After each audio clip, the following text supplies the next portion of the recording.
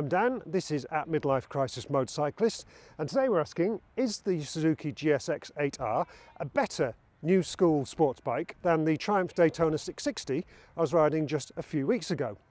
Now, if you've seen that video, you'll have seen me talking about how this new generation of sports bikes is perhaps less extreme than those back in the day, but is perhaps kickstarting a bit of a renaissance in, well, bikes with fairings. And in that sense, we're kind of coming full circle, aren't we? Because, you know, if you look back a few years, the manufacturers took their kind of sports bikes, they took the fairings off and they created this new generation of sporty nakeds. They're now so popular they outsell sports bikes to the tune of more than 2 to 1. So they're now putting fairings back on those sporty nakeds to make sports bikes. A bit confusing really, isn't it? Now, as I was saying in the previous video, this new generation of sports bikes, they're less extreme, less expensive, not as fast as those previous kind of hardcore super sports bikes. But for that, they're opening up this format of bike to a whole new demographic of riders. They're more comfortable, they're more usable, they're more accessible. You can run them in A2 licensed form if you're a beginner, and for somebody like me who's just starting out, they're perhaps a little bit less intimidating to ride than a full-on super sports bike. In terms of the class, where does this GSX-8R sit? Well, if you imagine a spectrum going from the kind of comfortable end with the Kawasaki Ninja 650 through to the Yamaha R7 at the opposite end, you know, the kind of hardcore end, you've got the Honda CBR 650R and the Triumph Daytona 660 kind of somewhere in the middle. Where does that leave the Suzuki? Well, I guess that's what we're going to find out, isn't it? Now, in terms of spec, it's built around a 776cc parallel twin, the same as you find in the GSX-8S. It's got 83 horsepower, which means it's kind of, well, it's more than the Yamaha or the Kawasaki, but down a little bit on the Honda and the Triumph. However, with 78 Newton meters, this engine is by far the torquiest in the class. Interesting. The 205 kilo weight is kind of, you know, it's about average for the class. And then the rest of the spec, you've got these Showa separate function big piston upside down forks. They're pretty much the same as you find on all the bikes in the class. Some Nissin radial mount front brakes. There's a linkage driven monoshock at the rear. That's adjustable for preload only. And again, that's pretty standard for the class. The only bike really that has any sort of adjustment and fiddling potential is the Yamaha R7. The rest of them just keep it pretty straightforward. The price is £8,899, which is about 600 quid more than the GSX-8S, and pretty much on the money for the class. You know, they're all kind of 9 grand or thereabouts. You do get some pretty decent bits on the bike for that money. You get a TFT screen, you get a standard quick shifter, which Triumph makes you pay extra for. So all in all, the package looks pretty strong. I really like the look of the bike as well. This colour is awesome, and it's kind of comfortable in its own skin. It's not kind of cosplaying as a super sports bike or anything more hardcore than it actually is. So I appreciate that. And there's some thought has gone into the design, hasn't there? The way this line here runs through from the exposed steel subframe to the pillion pegs, things like that. It's just a well thought out looking bike, isn't it? So punchy engine, punchy performance, pretty punchy price as well. It's all looking good, isn't it? But is it as good as that Triumph Daytona 660? Well, I'm here on some classic sports bike roads in North Yorkshire, so let's go and find out.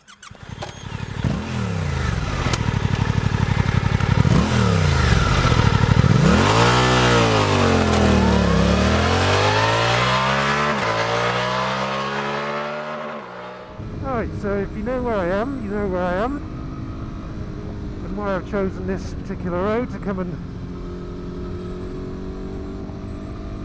try out this GSX-8R. And it's interesting because I grew up around here, and 20 years ago this road was just all about the sports bike riders. Every bike you'd see was a race rep. All the guys in Helmsley were all, you know, full leathers and knee sliders and all that kind of thing.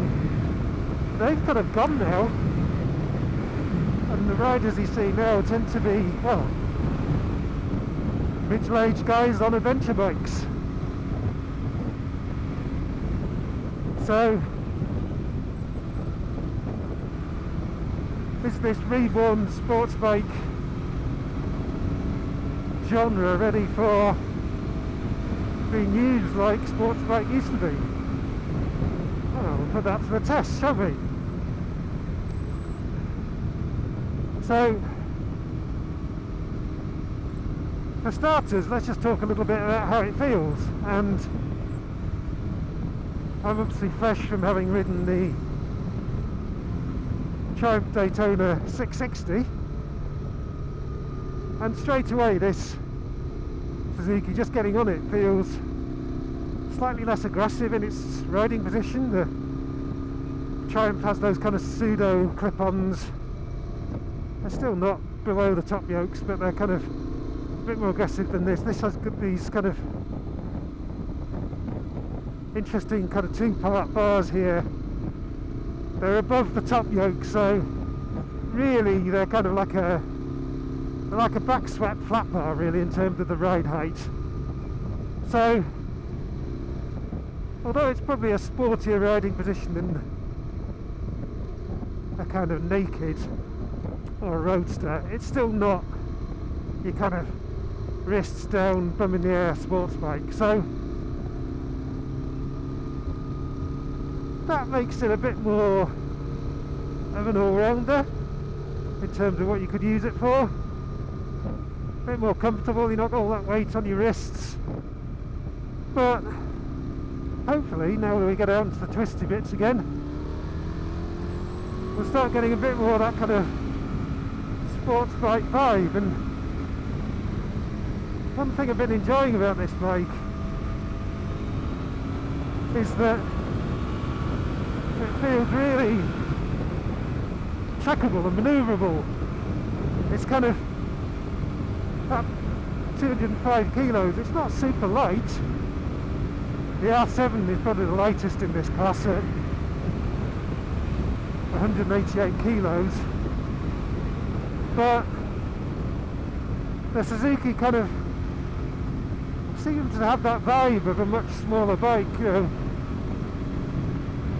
something like a 250 or a 400 even, just with the power of a bigger bike.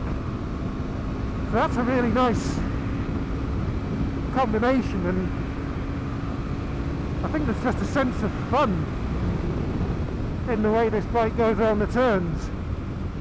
And although it's not super sporty in its setup, it's got enough of that to get you in the mood, which is nice. And what about that engine? Well, sorry for all the Triumph comparisons, but it is kind of my benchmark, this kind of bike. So I think what you notice, as just demonstrated there, is that although it doesn't have the revs or perhaps that triple howl that you get in the Triumph, it's got the flexibility and the torque to just easily get round slow moving traffic. And that's kind of part of the accessibility thing, isn't it? Now, parallel twins, they're kind of everywhere now, aren't they? I can't say it has the sound to inspire, but my nearest kind of benchmark really is the Honda Hornet I was riding when just after I passed. And I think, although the Honda engine was a little bit more powerful than this,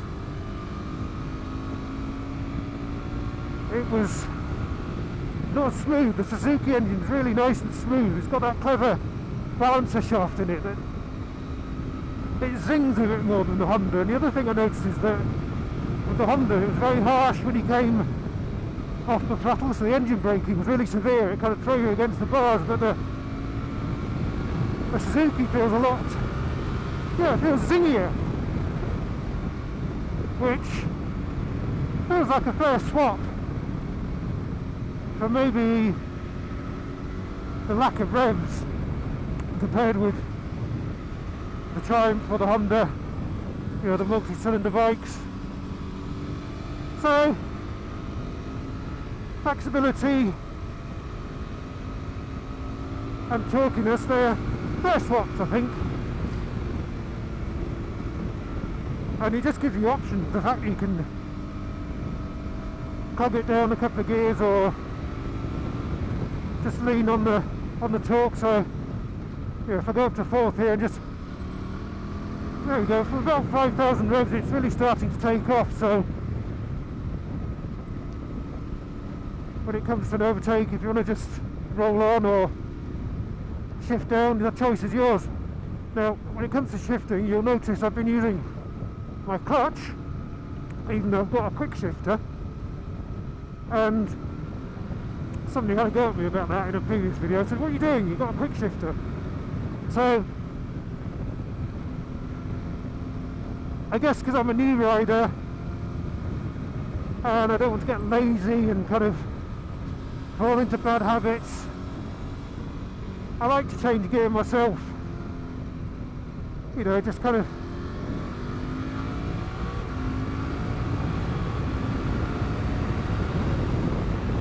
do it properly. But then in situations like that, where you've got your mind on other things, the quick shifter is really nice. It's a kind of, it's a nice to have, and it's kind of fun the way you can just click up and down the gear. So there you go, down a gear, super smooth, up a gear, super smooth, down a gear, super smooth. Really nice.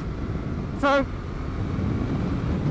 although I like changing gear, and I think it's good practice to kind of be able to do it properly,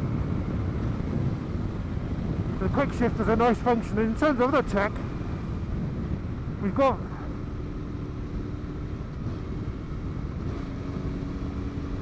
four stages of traction control, and a bit slippery there. Might have needed the traction control there. 4 stages of traction control and then 3 rider modes. So I'm just going to switch into there, the most aggressive mode, see how that feels. And whoa, yeah, that's a big difference. So that's just your classic kind of throttle mapping, but there's a whole different bike in there. That feels a lot more aggressive. Power delivery is much more assertive, so that's a lot of fun. And all of a sudden the kind of torquiness of this Suzuki engine is really kind of starting to shine through. I'm just going to take it a little bit easy. There's some fresh rain coming down, so now is not the time for heroics. But you have the sense that this bike's got your back. There's the tech to help you out, the flexibility in the gears, and the sense that you've got enough power to enjoy yourself, but not so much that you're going to scare yourself. At least not ridiculously. And then you get that all-day comfort as well. And one thing I've noticed over the Naked I've been riding, the Hornet and things like that, you know, just this little fairing just makes those kind of boring bits of motorway just a little bit more palatable and easy to go along with. So, and it kind of makes sense of this kind of surprisingly flexible, all-round nature of these kind of new school sports bikes. I mean, sure, if you want to do track days and things like that, then go buy yourself a CBR 600RR or a ZX-6R or something like that. But for riding on the road,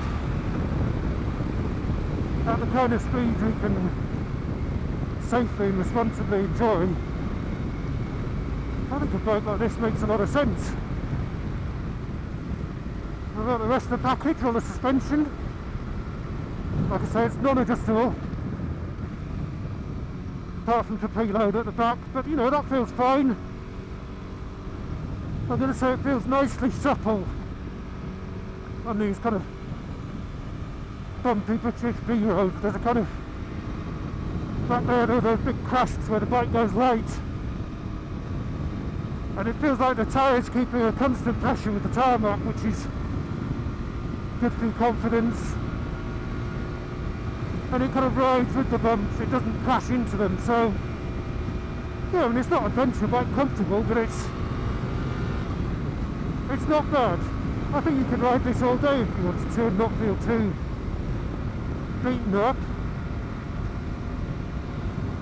But I think the main takeaway I get from this bike is just the sense of fun.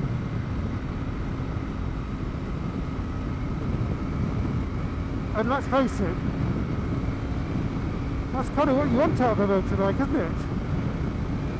You want to be exhilarated, and there's probably just that little bit more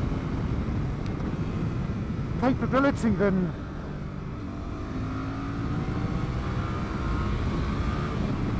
you'd have if you'd gone for that GSX-8R instead. I'd be interested to ride one, but I'm sure it's got a pretty similar character, but this just feels a little bit more sensible and grown up.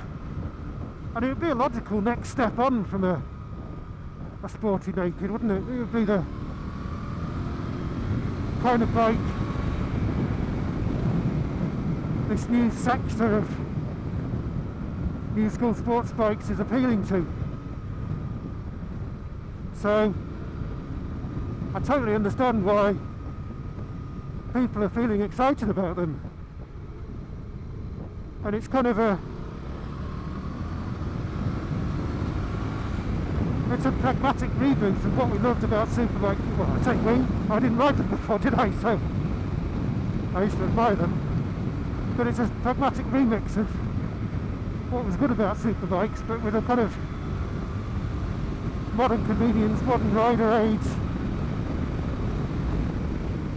and an appeal for a much broader audience than racetrack ever had. So it's a really exciting category of bike, and this Suzuki is a really exciting bike to ride, I've got to say. Is it better than the Triumph?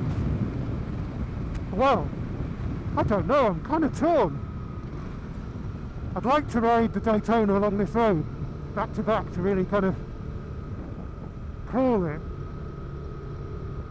But I think Triumph's engine is more exciting. It's got the revs, you know, rev to 12,000, all that kind of thing. It's got that triple howl, it's got the sportier riding position, but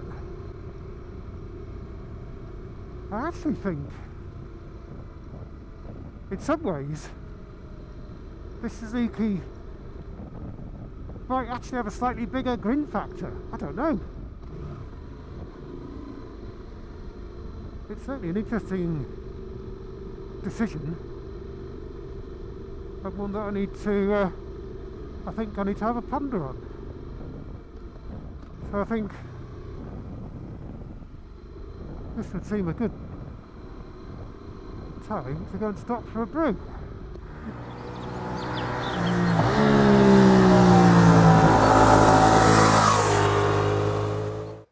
So there we go. Classic sports bike road, new school sports bike. How do the two go together? Well, you'll have probably got the gist from my commentary there that I really rather enjoyed that. It's a really fun bike to ride, this Suzuki, and I think it's got that kind of, it's got that sort of spirit about it that would make you get up early to go and ride it along a road like this just for the hell of it. And let's face it, that's what you want out of a sports bike, isn't it? It's not a bike for just getting round or commuting or whatever. It's a bike to make you get up and ride just for the sake of it. Looks like these guys are here. There we go, yeah, it's still a biker's road this. The bikes have changed, but the riders still enjoy it. So anyway, what was I saying? Yes, there's a sense of fun in this Suzuki that I really appreciate. It is, after all, the first Suzuki I've ever ridden, so not a bad place to start, or so it feels. It's also really interesting to compare with the Triumph, which I know I've been doing a lot through the course of this video, but that's the only sports bike I've ridden so far, apart from this. And it's also pretty fresh in my mind, and it's also a very close competitor in terms of its price and its performance and all that. But they're both part of a very competitive class as well, and it's good news really, isn't it? Because for a type of bike that we thought was kind of on the way out, all of a sudden these kind of sporty-ish bikes, whatever we're calling them, these nakeds with fairings, I don't know what, we'll have to come up with a name for them. Anyway, they're all very close on price and performance. They are all pretty accessible, easy to ride, friendly but fun. And they've all got quite different characters. You know, you've got parallel twins, you've got the kind of razor sharp Yamaha, you've got the 4-cylinder Honda, you've got the Triumph Triple, the affordable Kawasaki, and now you've got this as well. And they're all really strong bikes, all with their own characters, despite the fact that on paper they seem quite similar. So there we go, there are some impressions of the Suzuki GSX-8R. I hope you've enjoyed the video. If you have, make sure you tick like, subscribe, and then hit the bell for notifications of more videos. There are plenty to come on a wide variety of different motorcycles, so I look forward to sharing that with you. Join me in the comments thread if you've got any questions or you just want to know more about the bike. I'll also add in some of that number crunching, comparing this against the Yamaha and the Honda and the Triumph that I put into the Daytona video, just so you've got all that, those stats to compare if that's what you're into. So yes, join me there, and in the meantime, thanks for watching, bye for now, and ride safe.